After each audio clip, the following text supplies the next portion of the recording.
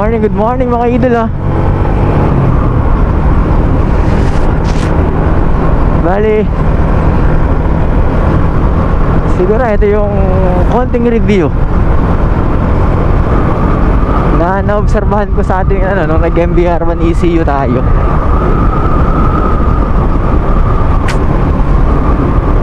Bali, ang mga napansin ko uy, kakaliwa pala. Wow.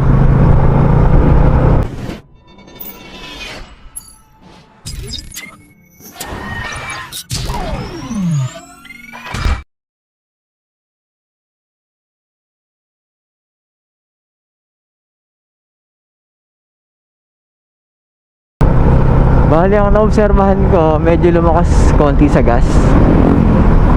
Pero hindi pa sure kasi di ko naman kino-compute. Pag nauwi ng Pangasinan, dun malalaman kung lumakas talagang kumain ng gas. Pakiramdam ko medyo lumakas sa gas. Tapos madalas mag-on yung fan. Siguro yun yung nakaset sa siguro yun yung nakaset sa ECU na kahit medyo mababa pa yung init, magti-trigger na yung fan.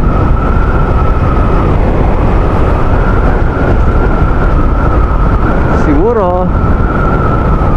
Tsaka isang napansin ko din pala, yung singaw ng makina medyo mainit compare dun sa stock ECU. Tsaka ako nga pala, nagpalit na rin tayo ng pipe. Nakaano na tayo, hindi ko alam kung Han o Hun pipe ang tawag doon, na tunog na back pressure.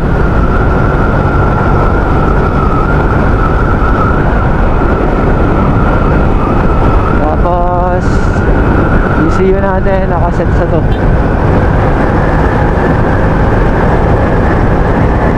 Okay naman yung ay, umiinit. Wala ako long sleeve. Okay naman yung reading sa spark plug. Nung una, nag-lean yung reading ko, tas nagpalit akong pipe. Natapat naman na nagpalit ako ng gas. Nag-unleaded ako. Pag spark plug reading ko after 2 days, kulay puti.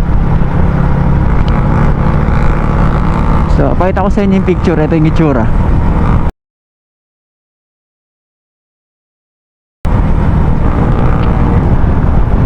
Tapos after nun, naisip ko baka nag-lean dahil sa pipe. Tapos ang ECU natin is MBR1 lang, mode lang, mode 1, 2, 3, 4. Hindi naman to naka-tune, plug and play. Naisip ko baka yun din yung isang rason kaya nag-lean. Naisip ko, nagpalit ako ng gas. Sabi ko, try ko nga magpalit ng gas, try ko mag-premium. So, inubos ko yung karga na unleaded. After nun, full tank ng premium, 95 octanes yata. After 2 days, 3 days, nag-spark plug reading ako. Okay na yung reading. Nag-brown. Ito yung picture, pakita ko. Bali, yung spark plug na ginamit ko nga pala dito nung unang reading ko, yun yung spark plug ko noon pa dito sa Sniper.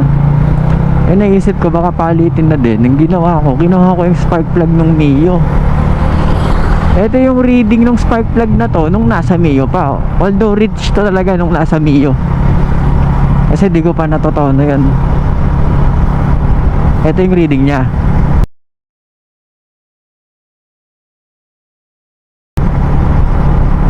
Tapos eto na yung reading nung sinalpak ko dito sa Sniper nung naka premium gas na tayo.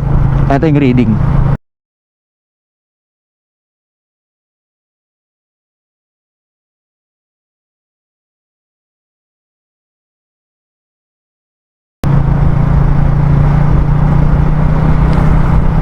Kaya naman ganun yung ginawa ko.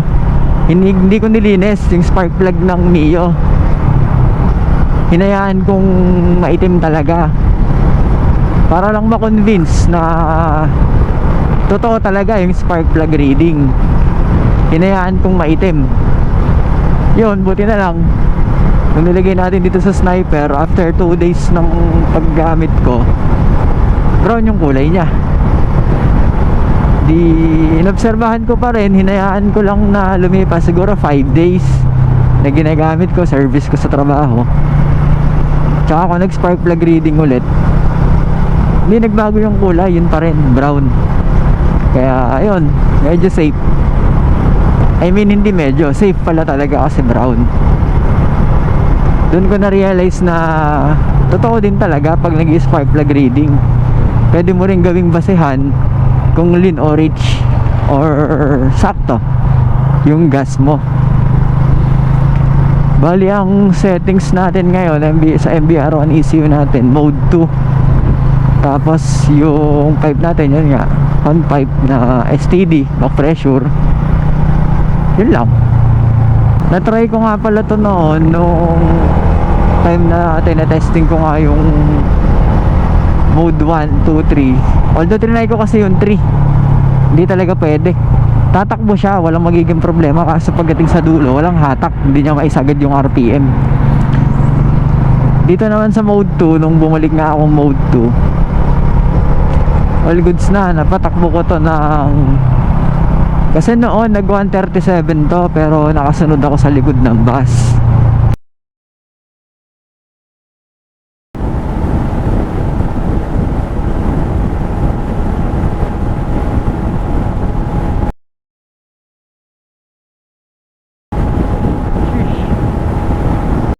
End of flashback. Kumbaga may higop. Tapos nung malapit na ako sa bus, umopen ako. Pag open ko, pag overtake ko dun sa bus, bagsak yung speedometer niya ng 133. Fix na dun. Pero nakaupo ako nun, hindi nakayuko. Normal sitting position. De yun, tanggap ko na yung talaga top speed 133. Pero nung nagpalit tayo ng ECU, nagpalit tayo ng pipe, nag 138 to.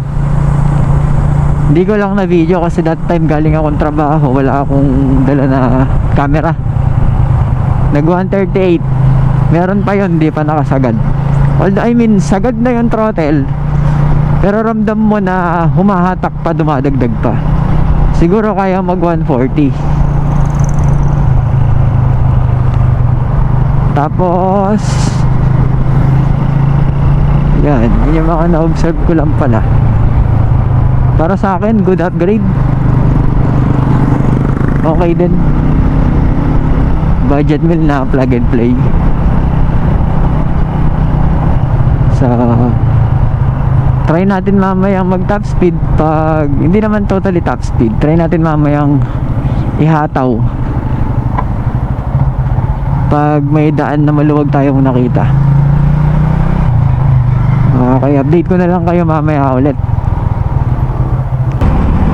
So pauwi na tayo. Sana may mamaya maluwag yung kalsada dun pag uwi, para matesting naman natin.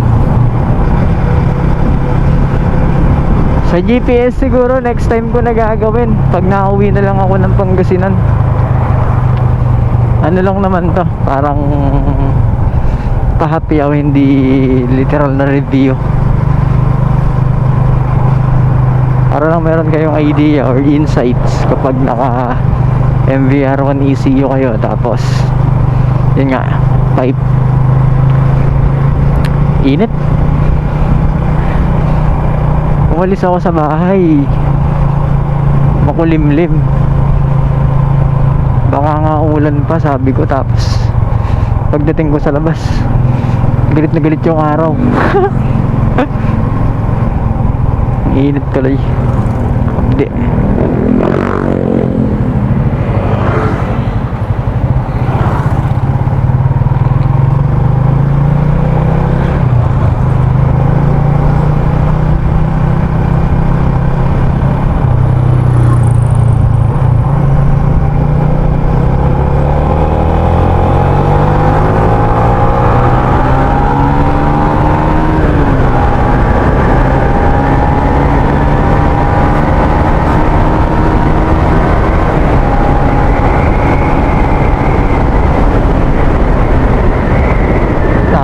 masikip dito.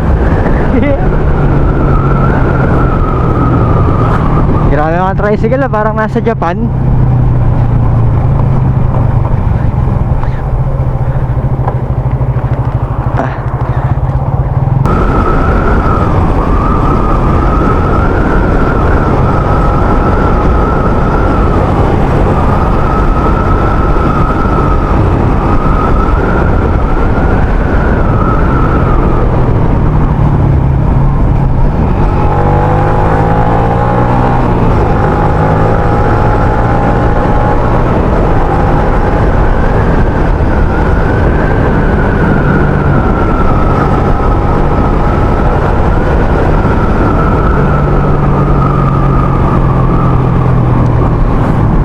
Isa pa palang napansin ko dun sa ECU, yun nga yung fan.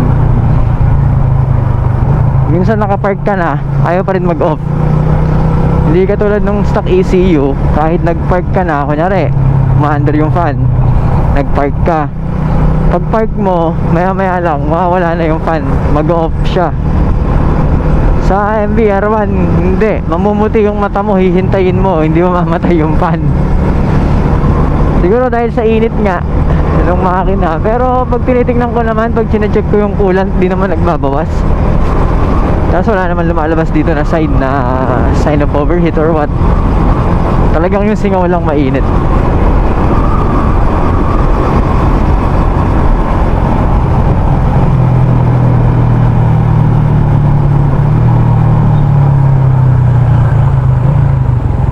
Ano to, truck? Luwang-luwang.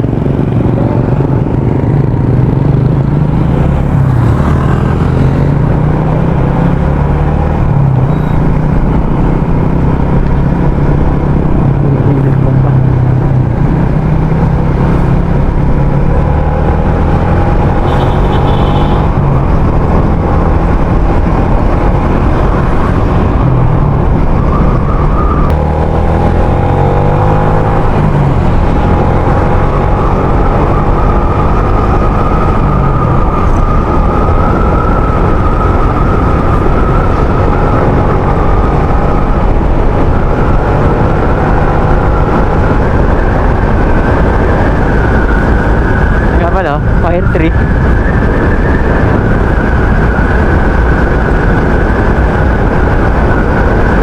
Cherry blossom ng Pilipinas.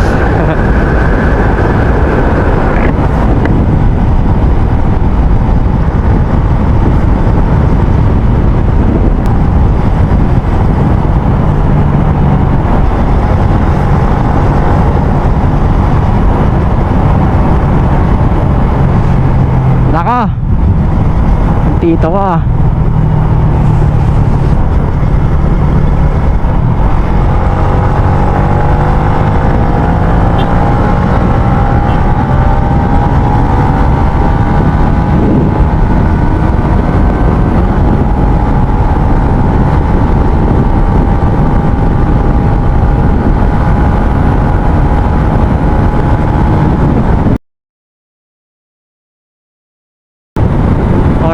Overtake.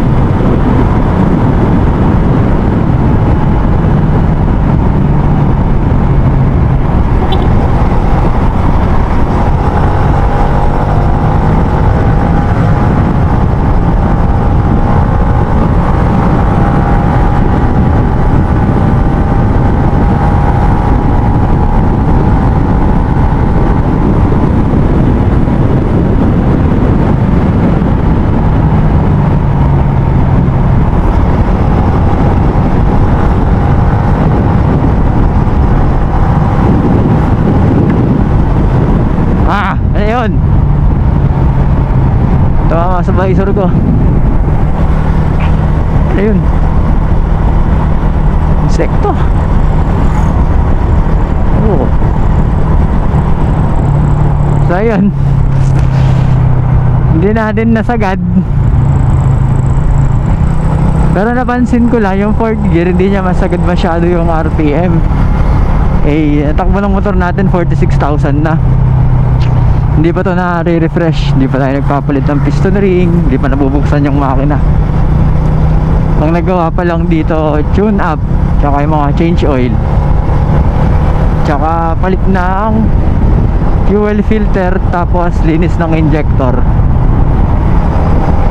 Bali yung engine refresh wala pa, yung palit ng valve seal, palit ng piston ring. So yan, at least meron na kayong insights. Siguro dito ko natatapusin yung vlog, yung video. Bye bye.